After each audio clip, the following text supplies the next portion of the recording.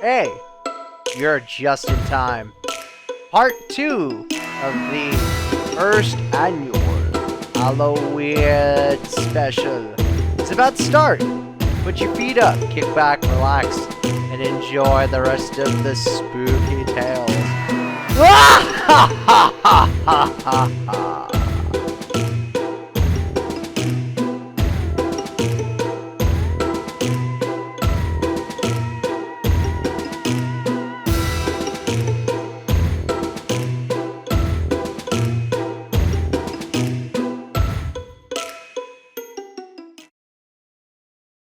And now, it's time for Haunting Thoughts with a Bandicoot!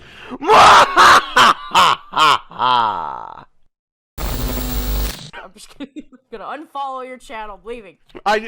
Do it, bet! Oh, I will.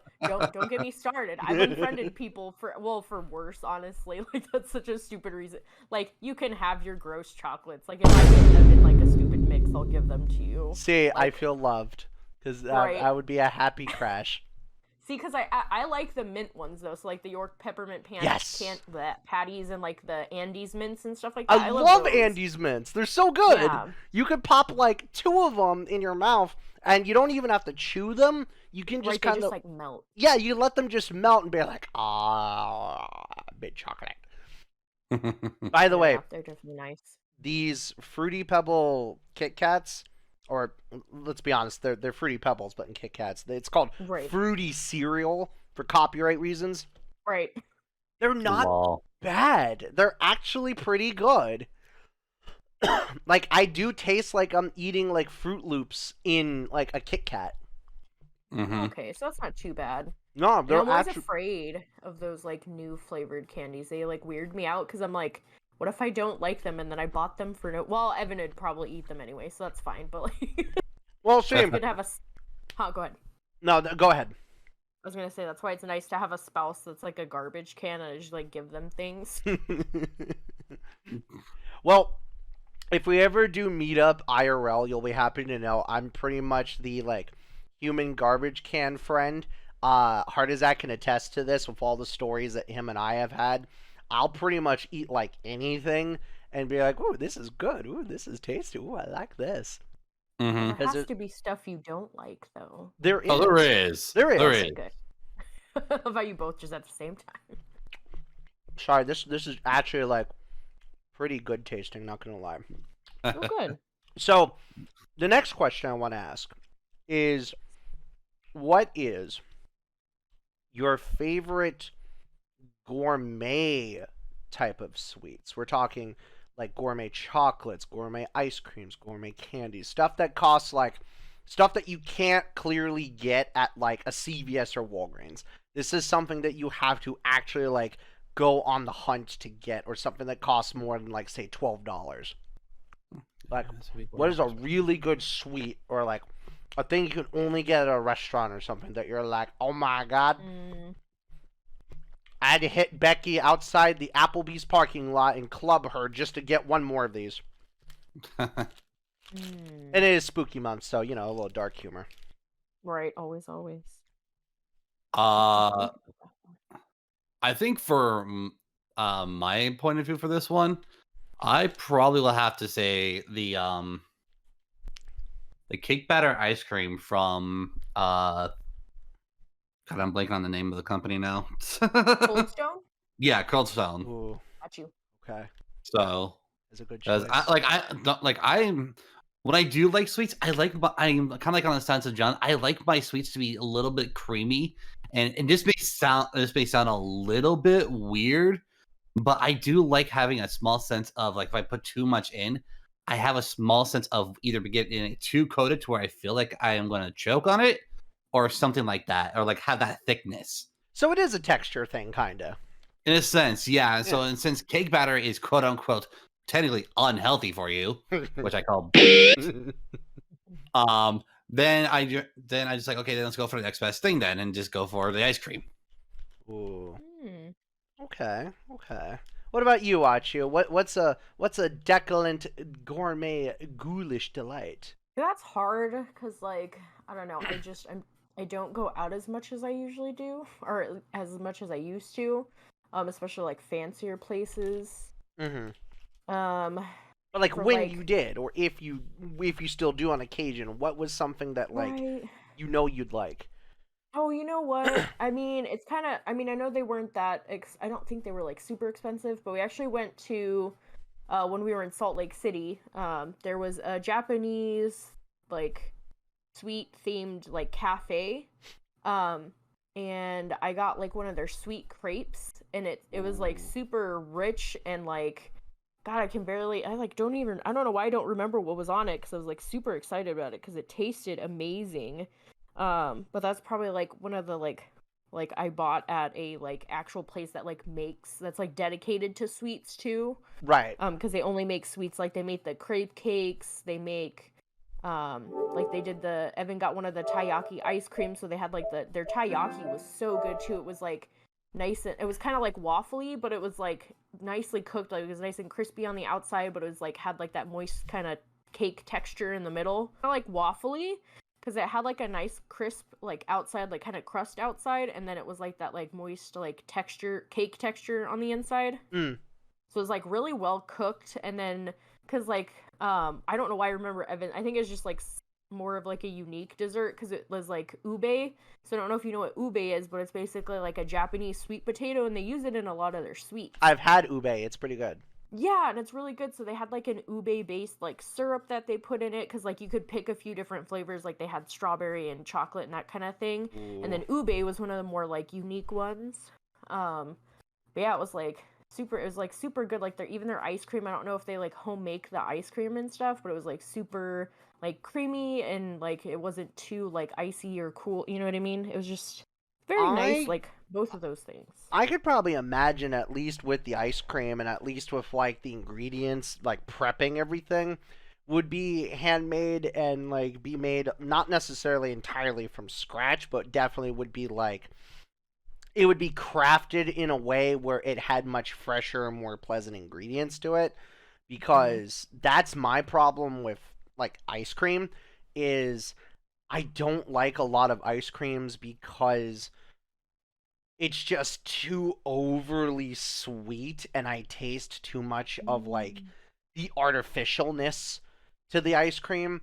But like one of the few ice cream brands I do like is like Cold Stone and Ben and Jerry's for always trying to do something more unique and weird and different. And so I don't taste as much as the artificialness in those because I know, oh, they're experimenting with different flavors and it's not always going to be, you know, out the ballpark, but I can appreciate the initiative for standing out and doing something unique. Right. That makes sense. Yeah, because like you don't want, because like I understand, because like that's also where I understand from the chocolate point of view. Yeah. Because I like did culinary classes, and so like one of the things that they taught us was like there's like soy lecithin in most chocolates, and that's also just like it's like an emulsifier basically, so it kind of helps it stick together, but it makes it taste cheap too.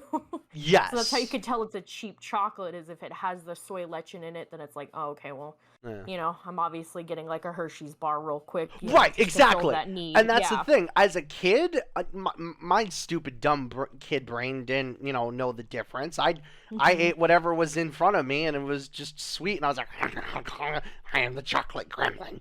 But like, right, yeah, you know, as an adult and as a teen, you start to have like a different palate, and you're just like, oh, okay, there are different flavors and things I don't like.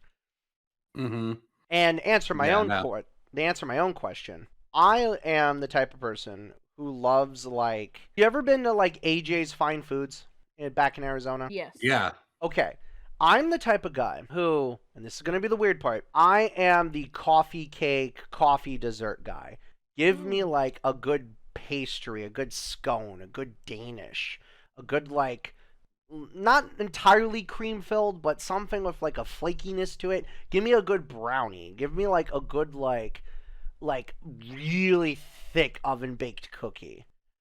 Like I like that with like something cool to drink on like a nice like fall day or winter day, or in this case with Arizona, a not so hot day. And right. you know, I'm the type of person that could read a book and like snack on something. And to me, that's like, oh, yes, this $8 cookie and my favorite book was just what I needed today. So, Mm-hmm. which, I feel that. speaking of weird stuff, we are now going to try the mystery flavor sour Halloween edition Skittles. Oh, I feel like those are like super sour too. Like the sour Skittles are always like I'm almost gonna cry sour. Well, I'm Really? about- It's because what's funny for me is like I'm the exact opposite. I literally will I get a super sweet vibe every time I have those. Really? Maybe I've Yeah. just gotten because like I guess it depends on how much coating there is on those too. But Well, for me, and John can also attest to this as well. Whenever someone says it's sour, for some ungodly reason, my taste buds will reverse it and make it super sweet. oh yeah, I think that is like a genetic thing too. Like Mhm. that they're like kind of like switched. Maybe you like don't taste sour as much. You're more of a sweet taster, where some people's more of a sour taster.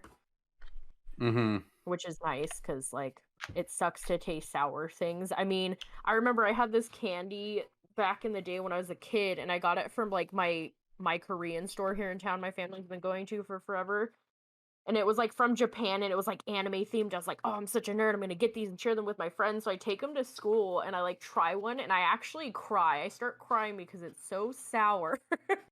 I've never cried with like food in my life, and it was just so sour, and I was so upset. But after the first one, I was fine. But like the first one, like traumatized me. I like almost didn't want to eat any more of them. So, after eating a handful of these, they are sour, Mm-hmm. but they're very like mild sour.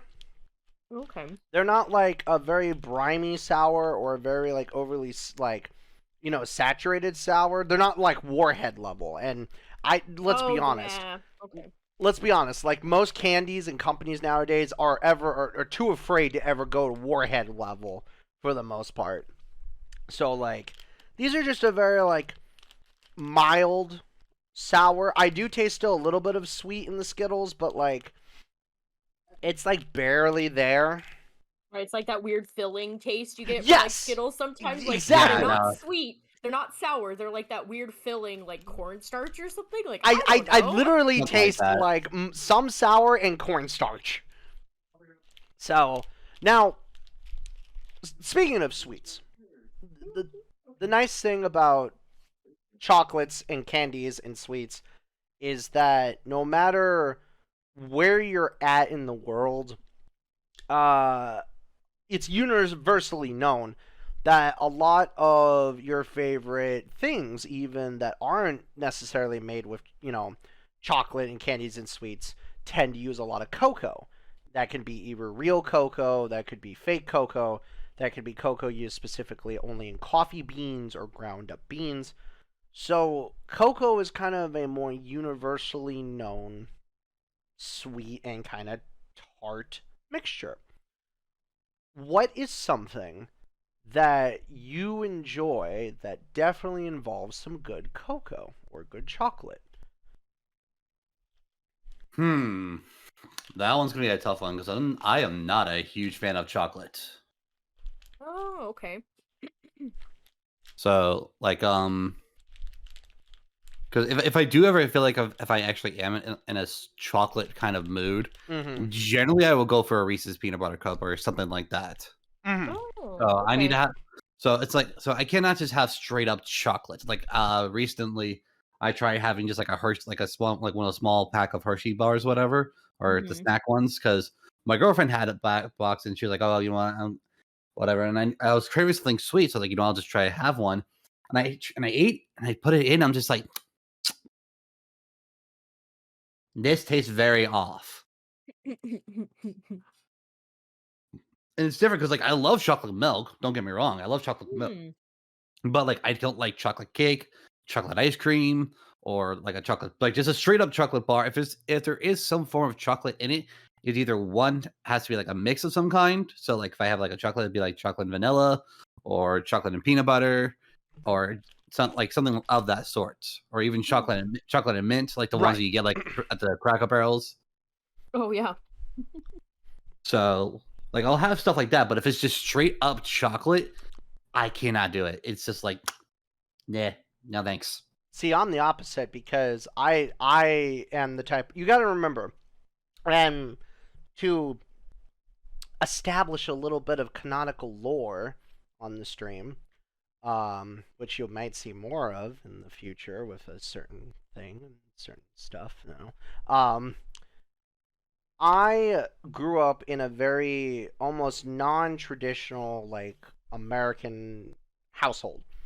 A lot of my family did not like a lot of the generic chocolates and generic sweets. So if we were to make something with chocolate in it, we were using real cocoa, we were using real beans, we were using like Ghirardelli chocolate, we were using more gourmet chocolate. Like anytime we made a cake or like fudge or brownies or anything like that, we used, genuinely speaking, 97-98% real cocoa and real chocolate. And that's why my family's famous brownie recipe or fudge recipe has an actual warning disclaimer on it. Mr. Zach here can attest to that. Yep. I'll tell the story in a moment, but I want to hear your answer, Achi. What is something involving cocoa that you like, or a lot of like cocoa-y things? Like, luckily I had time to think, because I don't know if you guys, or if you've ever been to Costco. Yeah. Yes. But they have this like triple layer cake, and it's like mostly chocolate based. I think there's like maybe like a slight vanilla cream or something in it. Mm-hmm. But like it is so bomb, and it is so rich and creamy, and it's like so chocolatey, and it like makes me happy on the inside, because it's like a layered cake, I guess. I don't know how to really. Is it almost like a triple like pound cake of just chocolate? No, it's not like pound. So like what it is there's like, oh, what, dear? The tuxedo cake? Yes, the tuxedo cake. So it's like I think it's like a thin layer of like a chocolate cake. Mm. Like it's like an inch wide of chocolate cake. Mm. And then there's like this creamy filling that I think's more vanilla based, but there's like chocolate chunks in it. Yeah, it's like a mousse. And then it's like, there's like, I think it's like really like a cheesecake even. Like a chocolate cheesecake base even with it. And then there's like a, like the coating of chocolate like frosting on top, but it's like actually like good chocolate frosting, not like gross cheap buttercream frosting or whatever you get from the store. Yeah. And it's just so good, because it's like there's moments where it's like melting your mouth, and then you have like the chewy the like moist texture of the cake, and so like again it's just like that mixture of textures for me with chocolate is just so beautiful. Like, love it, hands down. And then it also kind of reminds me, like, I don't like regular flan, so like the vanilla based flan, but I love chocolate flan. Like, I had to make both of those as part of my culinary class. And I hated I like gave my vanilla flan away, but I like hoarded my chocolate flan, because I was like, oh my god, this is actually really good too. Where obviously we use like real cocoa and stuff like that too for that one, but. See, I love flan. Dad used to make really good flan from scratch all the time, especially at like 3-4 in the morning when we couldn't sleep and, you know, the insomnia was kicking in. So we just like, well, is it sweet tooth hour? Like, it's sweet tooth hour. So usually we would make flan. We would make at least a little small batch of the fudge.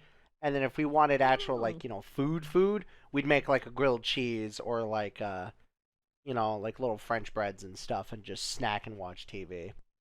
Nice. So my personal thing with a lot of cocoa stuff is, like I say, I like a lot of like actual like real cocoa, almost like bitter cocoa, because to me, like, actual cocoa and actual chocolate is supposed to have a bitter taste to it.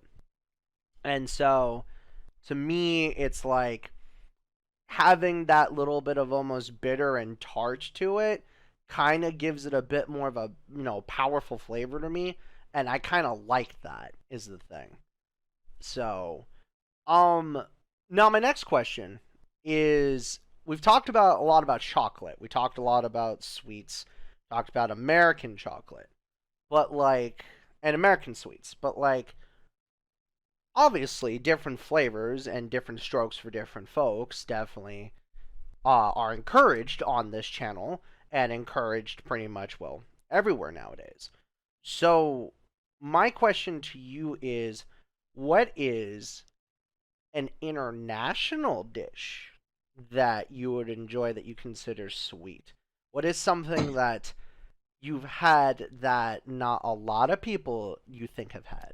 That's easy. Nothing. Good, 10 out of 10, best answer, aren't you? Well, 'cause- Oh, yeah, go because John. Yeah, sorry, no, John gonna attest to this. I'm actually a fairly picky eater, to be honest. Mr. Chocolate Milk and Chicken Nuggets. Yeah, pretty much. ahead. Pretty much, actually, he's not wrong. A But plus meal. unless I actually make it myself, then I have a hard time trying new things because then I know I don't like it. Then it's because that's on me. If I don't like something else, then it gives me an excuse to like to blame the cook or blame something else. Because then it kind of goes along those lines of like, oh, you haven't tried my recipe of said dish or my grandmama's recipe of said dish. See, but Some- that's the thing that gets me excited. I like hearing the smack talk from other families. They're like, no, my double chocolate cookies are better than your double chocolate cookies. Oh yeah, where your grandmother's teeth can explode with cavities. My grandmother's double chocolate cookies are better than your grandma's double chocolate cookies. So yeah. So I'm kind of like on par with that. But outside of that, like the only thing I can say I can try semi-internationally, was probably like some high juice or high C, whatever it was called, which is like a Japanese candy, which is Oh, I really know, made those out like of the fruit high juice. chews. Yeah, the high juice. So yeah, that's like probably the closest thing I've tried internationally. Fair enough. Achu? Hot dog. I can't say them very well. Hot dog. It's a Korean. It's a Korean thing, and it's basically kind of like a Korean pancake, but there's sweet red bean paste in the middle, Mm-hmm. right? Yeah. Stuffed with sweet red bean paste. Yeah, and it's like actually super good. Well, I like sweet red bean paste though. Like that's kind of, it's a weird texture. It really is. So I don't know how much other people would like it. But I actually got it at a Korean restaurant here in town because we actually had, well, we still have a lot of Korean restaurants here in Tucson because we have that the base here, I think. Yeah, no, you guys had that in Tucson. I know the areas you're talking about. So Yeah, we have some good, beautiful Korean food if you ever come back down. But like they're like, I don't know, it's just like such a unique thing, and it was so funny because like the little Korean lady that was like telling us about it, she's like, it's not hot dog. And so I kept trying to say it, and so that's why I feel like I say it wrong, because she was like, you're getting close, and I'm like, gosh dang it. But like, because it's weird because it's like HOTTEOK.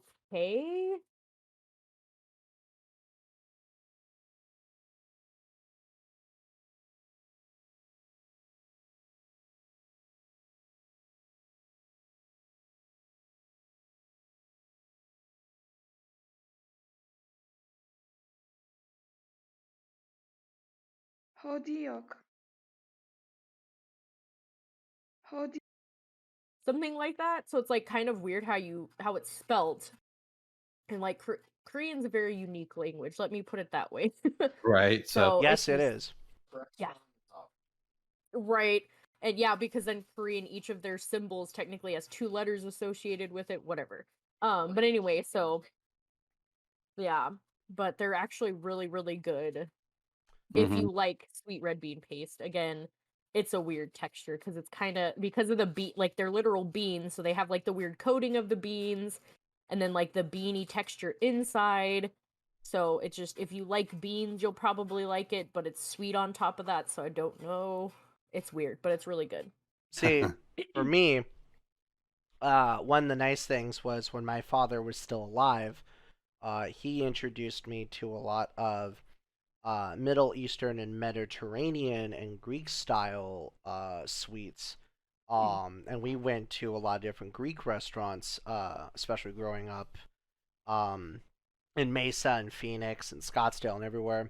And so going kind of back to the whole coffee cake thing, I kind of got used to a lot more of the more of the sweets that almost kind of qualify as like a meal, because a good example is like it's because of my father that I really like tiramisu.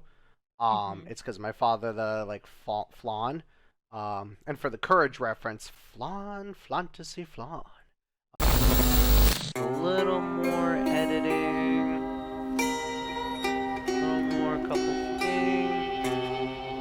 And done. You know, it's funny, folks, because at the time of this recording and the time of editing all this for part 2, a couple interesting things happened during, earlier this year, when we did all our HalloWeird stuff over on Twitch.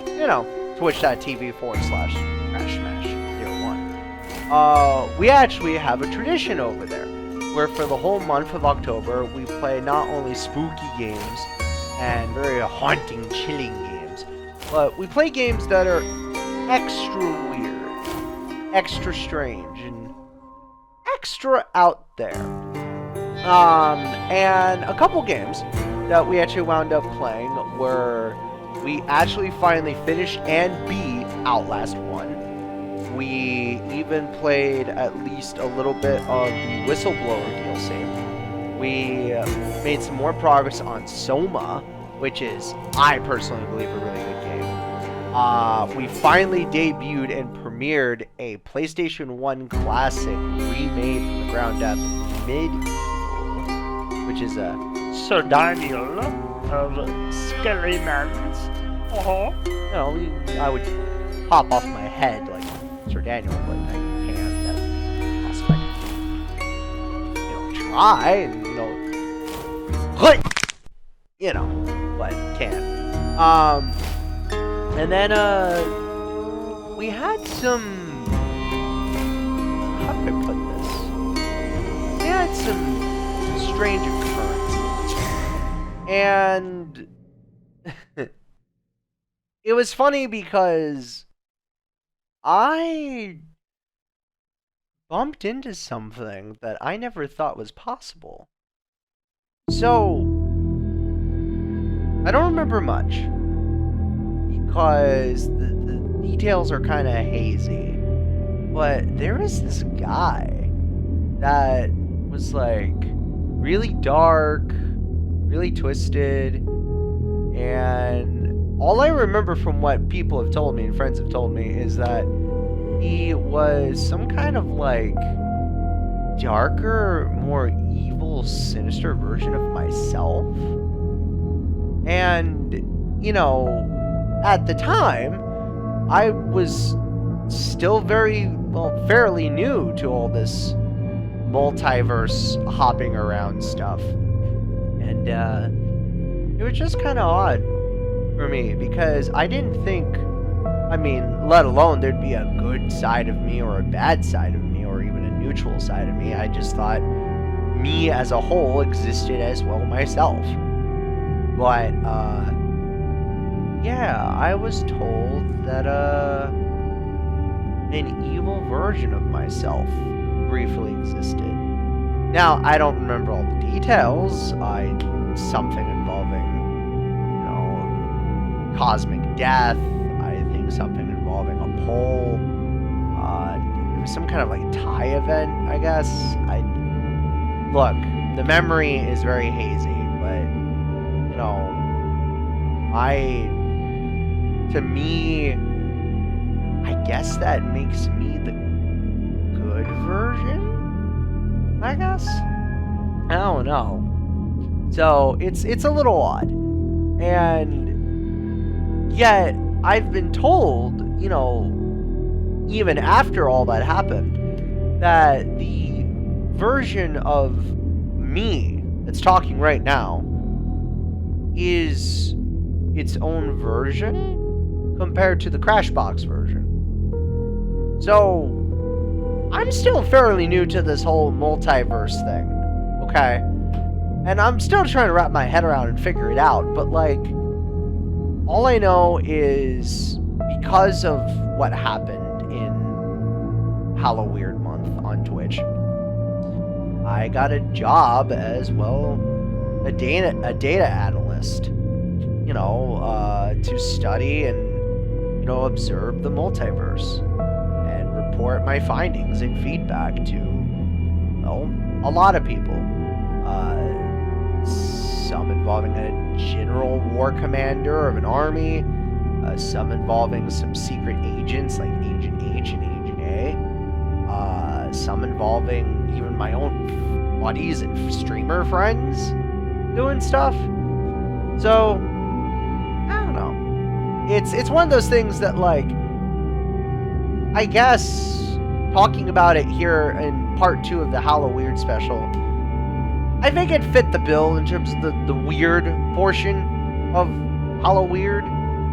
So maybe one day I'll find out and figure out what happened to, what was that guy's name? Started with an S. I don't know. All I know is that something happened, and this person is just not around anymore, and a lot of people voted, and I guess something tragic happened to him. So my memory is kind of foggy about the whole thing, but I'm sure it's nothing to worry about, at least currently, and I'm sure this character, to some degree, won't come back anytime soon, right?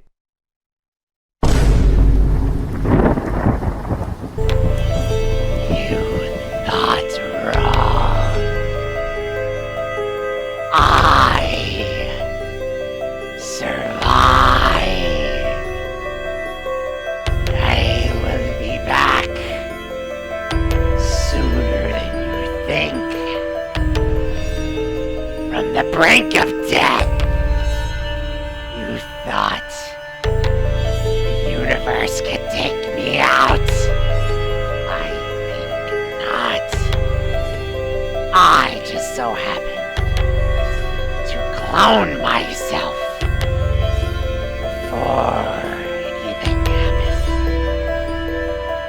happened. Trust me when I say I'm coming for your friends and all your loved ones. Trying to take me out.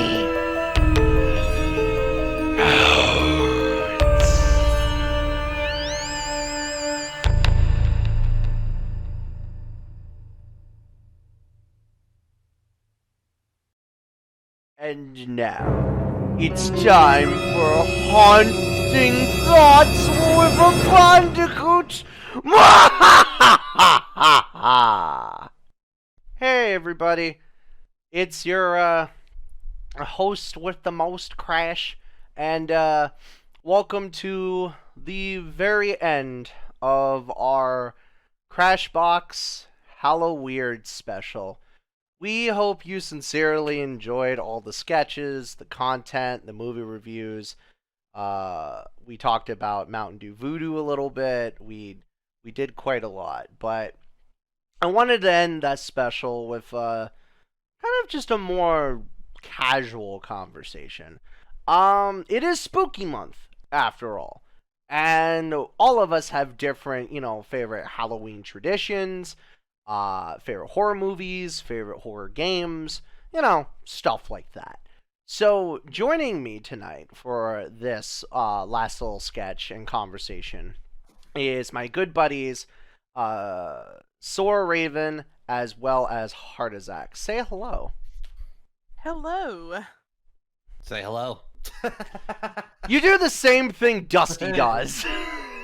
That's how you know we're related. Well, I know. So, but still, you do the same bit. So, but we're talking basically just horror movies and horror games and shit like that, and we're just hanging out tonight and just killing time on a Sunday. But I guess I'll start the conversation. What is some of your favorite horror movies and why? I'll start. So, my favorite genre of horror movies are honestly B-rated horror movies. They're phenomenal. Think like the original Dead Snow, uh, Bunker of the Dead. That's a good one if you haven't seen it. Um, and then I also like horror musicals. I'm not a huge fan of most musicals, but horror musicals like Sweeney Todd and Repo the Genetic Opera, and of course you can't forget Rocky Horror Picture Show. Those are probably my favorites. Those are good answers. Mr. know. Zach? I really don't like horror films because of the fact that they bore me. They literally bore me. So, which is bad to say, but my explanation for this is the fact that at a young age, I already picked up the fact that with movies, you're essentially along for the ride. You don't make the choices. You don't get to do anything like that. There are a few. I will say there are a few movies that will occasionally give me a good jump scare, but even then, I was like, "Oh, hey, I saw this one coming a mile away." Still, Well, My husband's the same way. yeah. Well, and the reason why I invited you specifically onto the conversation about this is because, like, I know your background involving actually trying to give, like, actual movie reviews and be kind of a movie critic when it comes to a lot of these things. So it's good to hear that input coming from you as well too. So yeah. and what were you Well- gonna say, Raven? Mhm. I was just gonna say my husband's the same way when it comes to horror movies. He's like he can see it coming from a mile away, and usually he leans over and goes boom when it happens. Yeah. So, but that doesn't mean that I don't enjoy a good like Halloween-esque film. For an example, around this time of year, yearly I will watch Hocus Pocus. Hocus Pocus. So yeah, like whenever Halloween season's around, I know that's the time of the year to put on Hocus Pocus. See, So- for me, when it comes to the films, I grew up a little differently because I watched all the typical hack and slash, like, you know, Freddy versus Jason movies and like the sci-fi horror movies like Alien, Predator. But to me, in the same vein with Zach here, a lot of those kind of just like don't really tickle my fancy. Some of them I find kind of boring because I can kind of predict it. But one of my favorite film series of all time, and it's always had a mixed bag for years, but I like the Final Destination films. They, to me, like every single one I put on around spooky month to try and like, okay, because to me it's not a killer that's out to kill you. It's not even a guy with a chainsaw or a hockey mask. It's the environment that's out to kill you. You do not know what is going to kill you. It's the universe saying "fuck you." Pretty Although much. Although I will say this, it is because of those Final Destination movies. I will refuse to be behind a semi truck with an open bed that has Yes. material on there. So yeah, I will give that one that much. It's like, yeah, no, I've seen too many movies for this, so no. Traumatize an entire generation. Mm-hmm. Multiple generations, in fact. Right? Well, and that's why I love the Final Destination films, because the thing is, it's the suspense that's out to kill you. You do not know if it's gonna be, oh, little Timmy's gonna get clogged in the kitchen sink and sucked down. No. Okay, little Timmy accidentally put water in the toaster. No. Okay, maybe little Timmy sticks his hand in the blender and like it's his whole body like blended up like a fruit blender. No. Oh, then I don't know what it is. Oh, a piece of plywood falls through the roof and impales Timmy. Mm-hmm. And it's like, whoa! Didn't see that coming. So, now, I mean, we talked about movies, but like, there's other traditions too that people definitely take when it comes to spooky season. And for me personally, as you, the viewer, has seen, we dive a bit more into the weird side of spooky season. We're not always regulated to just normal Halloween and spooky traditions. Part of what being, well, my friend and interacting with me is embracing the weird, embracing the chaos. So with that in mind, what is probably one of the weirdest films that you guys have seen that you would consider like in that category? And it doesn't even have to be spooky. It just has to be weird. Oh. So actually, I actually have a good one here for you, and it's not even a movie. Actually, it was an old, I want to say late '90s TV series. I can't even remember what this title was. All I remember it was the fact that it was just a group of kids who took turns writing a story, and it was about bubblegum. It was about some bubblegum that became chemically infused, and it literally became sentient and literally took over it didn't take over bodies. It covered the bodies in solid gum. What? Yeah. Bubblegum monsters that just slurp humans. Think of probably the easiest way is like think of the pink goo from like the Ghostbuster movie. Yeah. And think of it as it being like a sentient being and literally covering people in gum and write like a whole concept about that. Yeah, pretty much. Hang on, I'm getting on my phone and looking this up. Raven, if you want to give us your answer. That goes, I'm not exactly sure. I watch a lot of weird crap. I'm trying to think. I think it was like called Ghost Riders, John, by the way, or something like that. Yeah, let me look it up. Something weird. Like I said, it doesn't even have to be horror related. It's just, yeah. Oh, there was this movie. I can't remember the name of it. It was about this guy. Crap, hang on. Let me see if I can find the name of this movie because it was bizarre. And if I tell you about it, it's gonna ruin the whole movie. It's gonna ruin the whole point in the plot. Exactly. Yeah. I will say a good one I just recently watched. It wasn't horror, but it was called Searching for a Friend for the End of the World. That's actually a good one. I really do was a like really that. Good one. Oh, John, I just found it. Yeah, it was literally called Ghost Rider. It was a TV series that went from 1992 to 1995. Well, you got a completely different answer than I did. I found a Japanese cyberpunk original OVA called Bubblegum Crisis.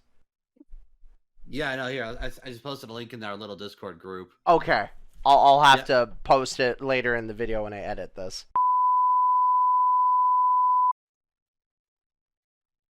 Why did my dumbass agree to that?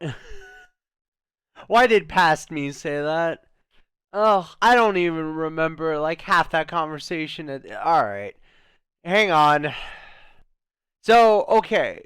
Context. Hard as that couldn't remember the name of the movie that he was looking up. I couldn't remember what the movie or TV show I was looking up. And somewhere in between, we found like two different things. So, I guess we're going to briefly look at what both things were, I suppose. So here, let me just do this. Alright. So Ghost Rider? It was a TV show? Yeah, Ghost Rider show. It was from 1992, lasted 3 seasons. And what the heck was it about? Here, let's, I guess we'll take a look. Okay. Ghost Rider is an American children's mystery television series created by Children's Workshop and BBC Television. Final episode. Series revolves around a group of friends from Brooklyn who solve neighborhood crimes and mysteries as a team of youth detectives with the help of a ghost named Ghost Rider. Ghost Rider can communicate with children only by manipulating whatever text and letters he can find and using them to form words and sentences. The series was filmed on location in Fort Greene, Brooklyn. Okay. It had a singular DVD release of season 1, including a case book and a trivia game. And then season 2 and 3 just up and like never happened. And then, oh, here we go. In 1997, CBS aired a new version of the series, The New Ghost Rider Mysteries, part of their educational Think CBS Kids block. It was canceled after 1 season due to low ratings. The new series had little in common with the original, changing Ghost Riders on-screen appearance, including introducing entirely new characters and getting rid of the serial format of the original series. The series was filmed in Toronto, Ontario, Canada. Featured a new team of 3 kids. 2 colors, which are silver. That sounds like the first 3 seasons were really good, and then somewhere along the line there was like a business decision to be like, you know what? We could just, it won't happen, And then there was a revival. Okay, in September 2019. 2019, and I am recording this sketch in 2021, so that's 2 years ago, almost. It was reported that, or I guess a year and like 8 months, I don't know if you want to be technical, it was reported that Ghost Rider Revival would air on Apple TV+. The series premiered on November 1st, 2019. The series was nominated for 8 Daytime Emmy Awards. Spinoff, Ghost Rider Beyond the Page, premiered on April 1st, 2021. So they, after 3 seasons, wait, this is getting weird, HalloWeird. So you're telling me that the show was from 1992, lasted until, I want to say, let me double check, 1995, almost on my birthday, because my birthday is February 15th. The last episode was February 12th, 1995. And you're telling me that they had a one spinoff that didn't go anywhere, a second spinoff, which is a revival that actually was successful, and then a spinoff to the revival.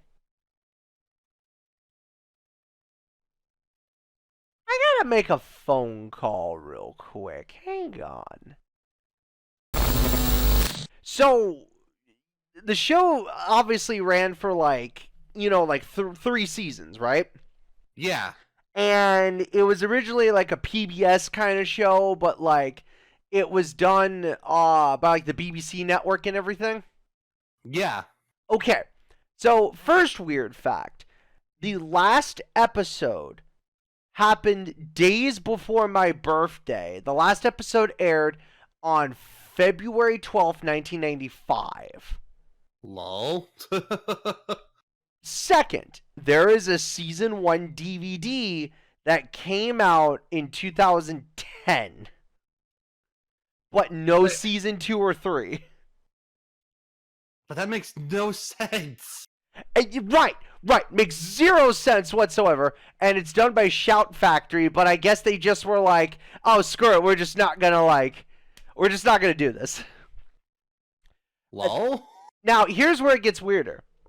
So, apparently, not even like, I think a couple years later, there was a spin-off that they did as part of their new Think CBS Kids educational block called The New Ghost Rider Mysteries.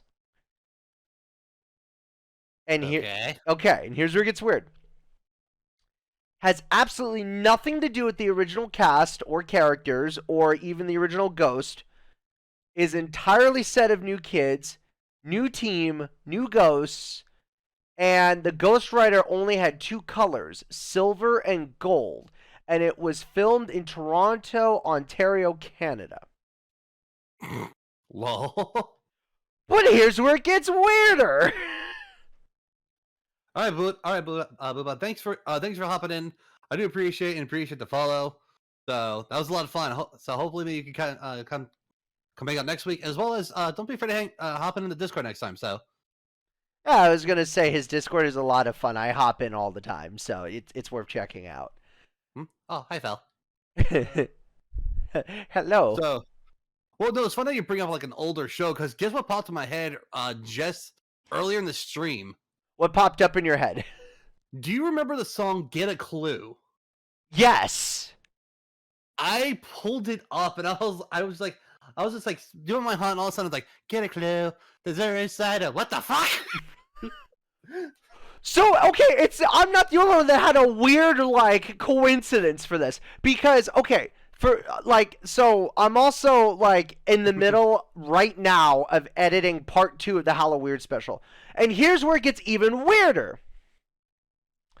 In summer 2006, BBC School Radio produced a radio series of Ghost Rider primarily for school children and students. Character names from the TV series were retained, but they were all voiced by new children. The music and theme song were also kept, and a new arranged jingle for children recognized, like the Ghost Rider's appearance and stuff, was created by Sesame Workshop.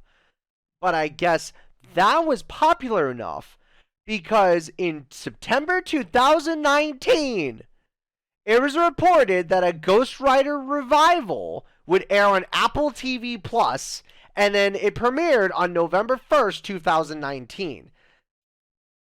That's what the fuck.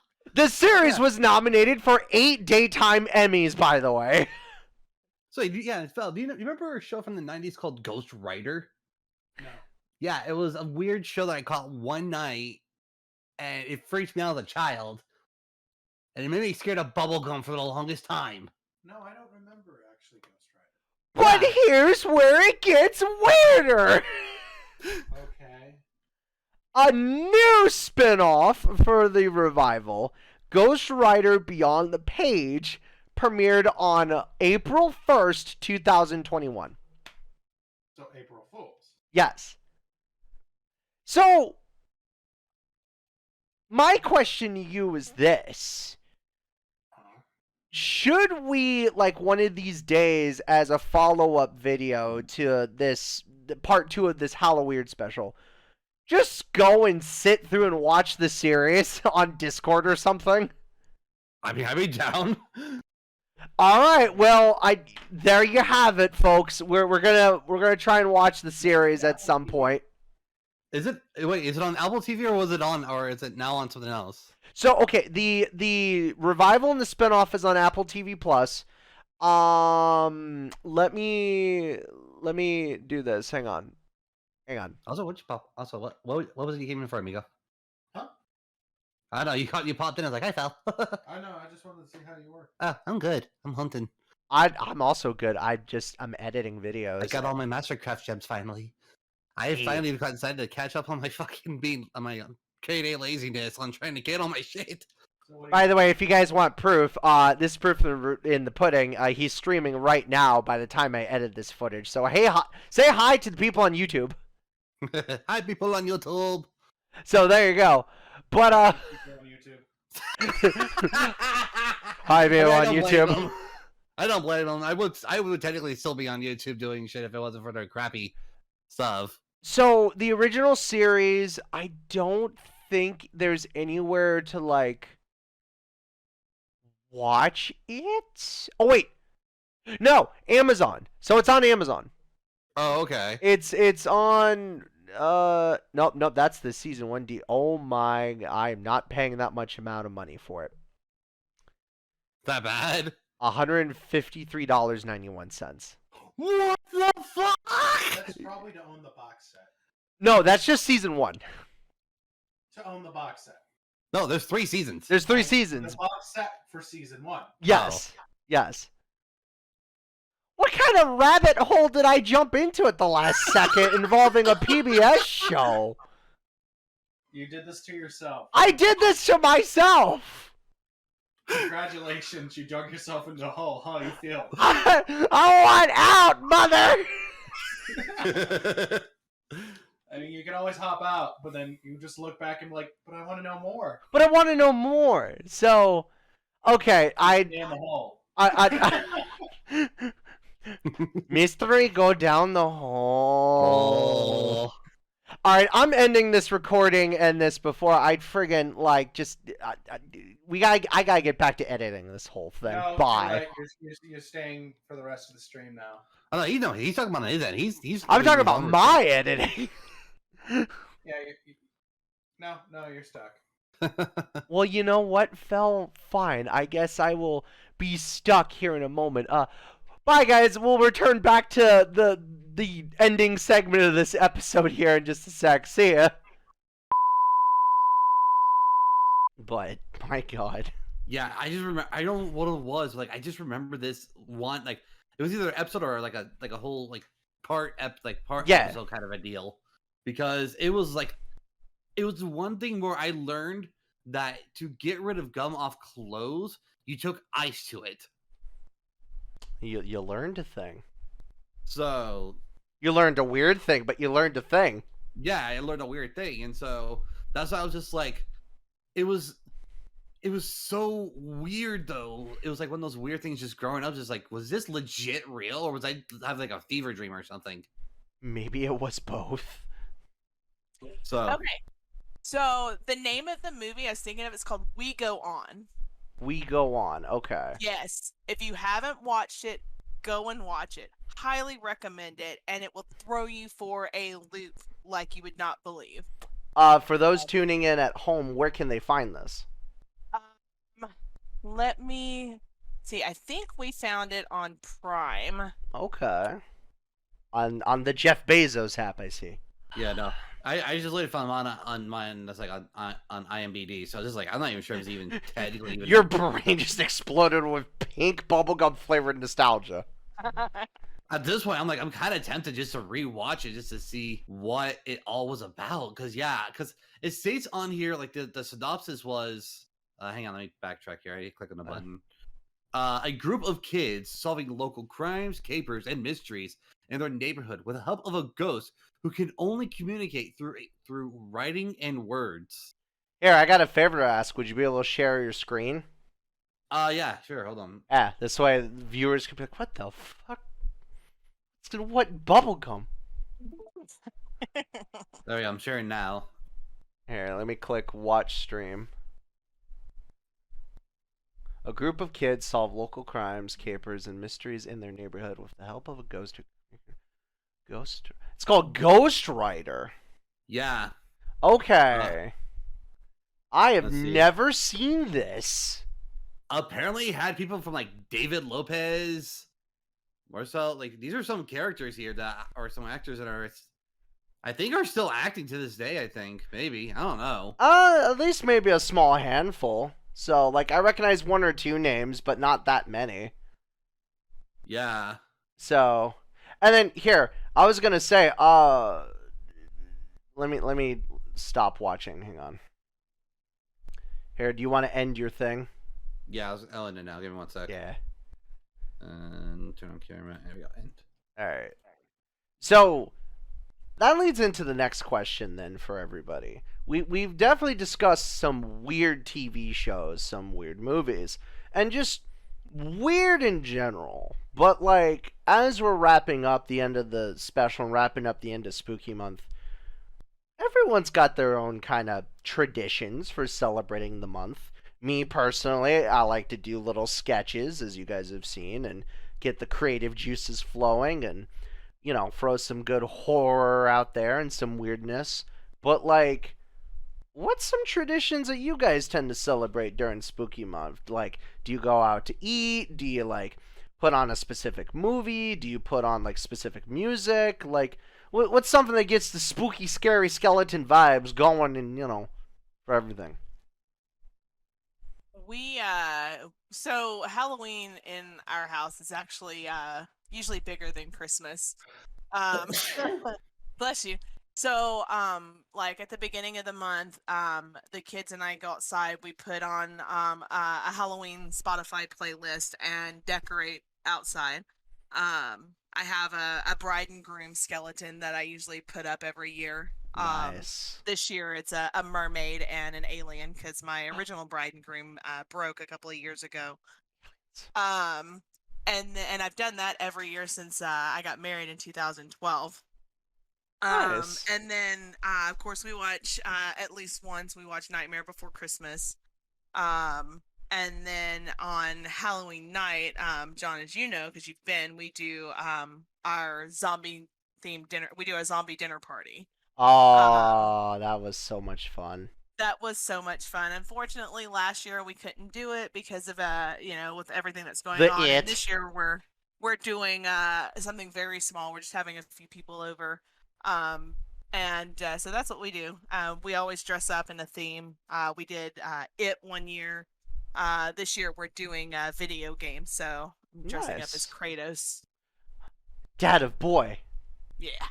Oh, off topic. Did you hear the news about the PC port? Yes, I actually posted that the other day, but I have it on PS4, so... I do too. All of us own it on the 4 or the 5, but like, I was so happy to hear about the PC port because they're like, Data boy, but with mods! Right? Mm-hmm. What about you, Mr. Hartazak? What are some traditions you divulge in? Well, we already mentioned one. Again, I put on Hocus Pocus at least once during this entire month. Other than that, really, not so much. I do a whole lot. I mainly I'll do what any kind of person does and put on like Halloween related music on my as I drive and such. Like I'll put on the Beetlejuice musical, Nightmare Before Christmas, some of the classic songs, like Monster Mash and all that fun jazz. There you go. But more of a laid back kind of tradition rather than a big like spectacle. Yeah, pretty much. I mean, usually in the past I always go to like the spirit store a lot, but this year I was just like, or no, for the past couple of years it's just like, not really in the mood to go. So I literally went a couple of times just to actually buy costumes and such, not just to try on shit. And yeah, I spent a lot of money. It's funny you mentioned that because normally I go to Spirit every year too as well. But this year, I actually didn't wind up going to Spirit for any of my props that I did this year. I actually wound up, believe it or not, Target.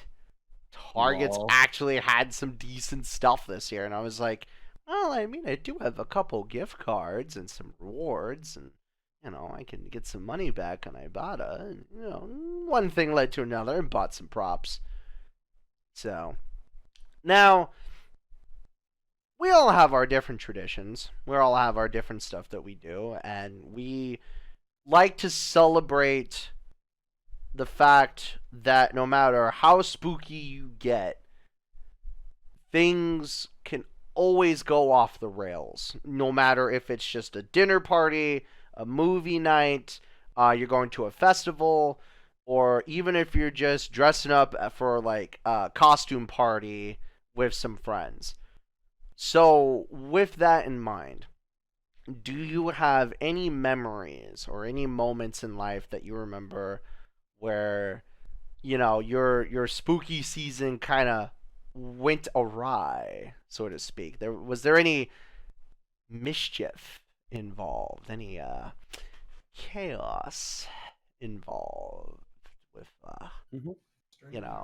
your stuff?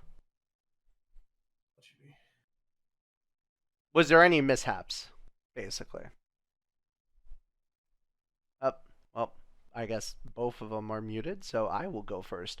I remember 1 year I decided to dress up and try and put on some costumes and stuff, and I had like a Grim Reaper costume, but as I was going to the party, part of the costume caught on like a sharp rock, and the bottom half of it ripped, and so there was only the top part of like the Grim Reaper costume. So in a quick moment's notice, I threw on a pair of shorts and sandals and basically did a Grim Reaper vacation style costume. That's awesome. So Nice. But, live with what you can make. What about you guys? Has there been any sort of mischief or chaos or, insane kookiness that's happened during any of your spooky months in the past? I mean, we had so we started the zombie themed dinner party. I think our second or third year we had like 3 people show up, which was really kind of upsetting. Um but otherwise I don't really have a whole lot. I work really hard all month to make sure that Halloween happens as it should. I'm very anal Thorough. about all of that. Good. Good, good, good. No mishaps, no goofiness, no outtakes. Not a whole lot. Like I said, just the one year where we had like 3 people show up. But and I mean we've had like little, like, I don't know, my meatloaf head didn't, turn out quite exactly like it was supposed to. You made a You meatloaf know. head? I make a meatloaf head every year. Oh, yeah. I remember that was a good meatloaf head the one year I went. Yeah. Put little baby bell cheese for the eyeballs and it melts and it looks like gooey eye jelly. Eye jelly. Homie, you're eating eye jelly again. But Marge, I love the eye jelly. What about you, Mr. Hardizak? Any wacky stories involving Spooky Month? Nothing really. I would probably say probably the one funny story that I had was one year, and this was years and years ago. But I stayed at one party. I stained my friend's bathtub blue. Ooh. Because it was the one year. This was like way back when My Little Pony was still a thing, and I actually did enjoy being a brony before I grew out of this. Yeah. But I went as Venal Scratch and such, so I got the spray stuff, and I got like a white shirt with the like little cutie mark and all that, and I put in like white pants and all that. But the dye started like itching and really started like hurt a little after a while. So I got in the shower. Like full in the shower, but I put my head in the shower, and I rinsed out all of the blue dye. Unfortunately, the blue dye stayed the bottom of the white. Oh no! So, all right, who murdered the Smurf? that was a joke for a while. It was just like he came out, was like, okay, who murdered the Smurf in my bathtub? And he looks at me, and goes, "You." I was like, "Hey." I was like, that took a little bit. Smurfette, no, you're gone.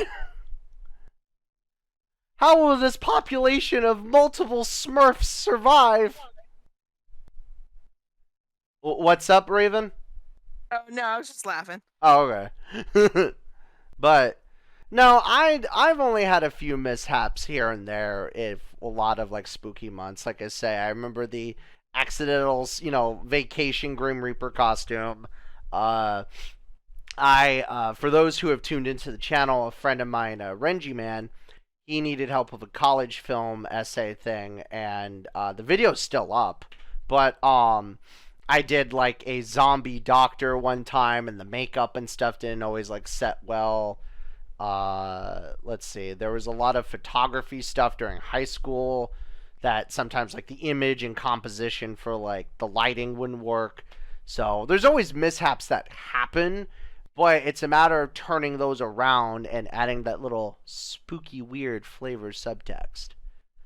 So, now, before we end this sketch, as some of you may have seen throughout the video, we've had copious, and I mean copious, friends submit their own maniacal, mad scientist, borderline insane evil laugh. And, well, it would be right to kind of end it on that note. So, Raven, if you would like to, give us your best maniacal laugh. My best maniacal laugh. I've always been told that my regular laugh is pretty maniacal, so. You want to do your regular one first, and then, like, the comparison? How about I just do the maniacal laugh? Cause Okay. Yeah. Good. The floor is yours. Mwahahaha. Wah. That's a good one. What about you, Mr. Hardazek? Depends which way you want to go. Go like unhinged mad scientist, like neocortex, like it's alive laugh. Okay. I was gonna say, didn't you use one of my laughs from one of your videos actually? I did. It's actually in this episode. Oh lol. I just want another one. Oh my god. Which one did you end up using again? The low or the low to high? I think I round up using the high one. Okay, then I guess I'll go low, I guess. So give it a little bit of diversity. Yes. So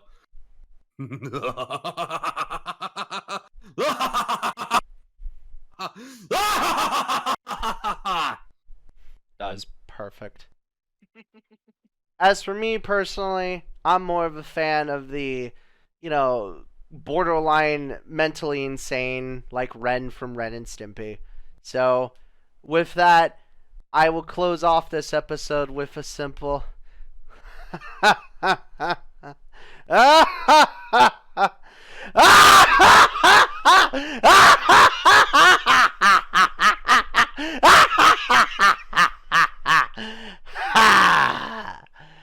From all of us to you, we hope your Halloween season is twisted, weird, deranged, and dark. Happy HalloWeird from all of us to you. And, have fun surviving the night. Later. Bye. Bye.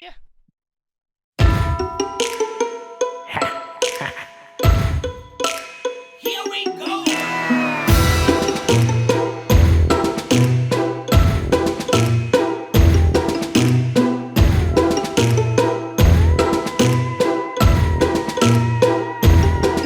This night, you're gonna find that nightmares do come true. We will find you. Trick or treat. This night, you're gonna find that people live in graves. We're living dead.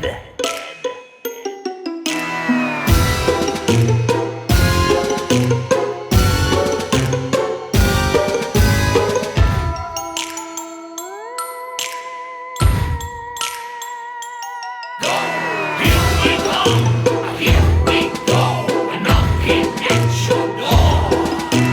The outlaws just hear our feet. Tell me, child, trick or treat. Here we go, we're knocking at your door. The outlaws just hear our feet. Tell me, child, trick or treat.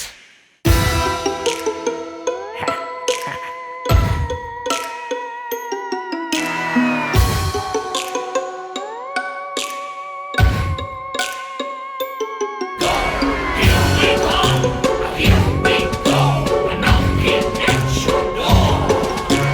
The outlaws just hear our feet.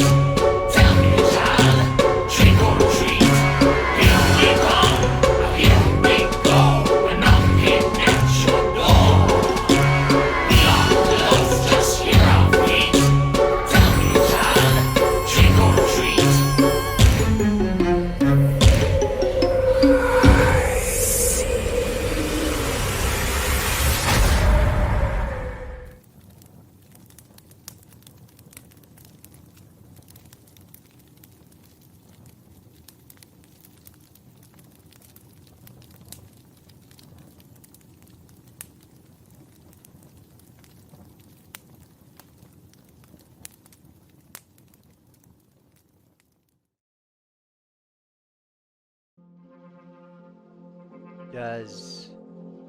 Does he know?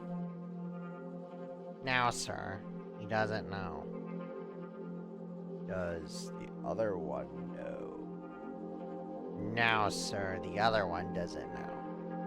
So neither of them know of each other's existence for now. Yes, sir.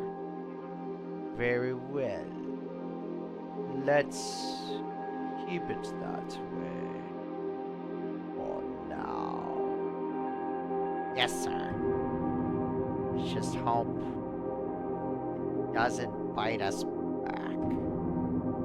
Indubitably.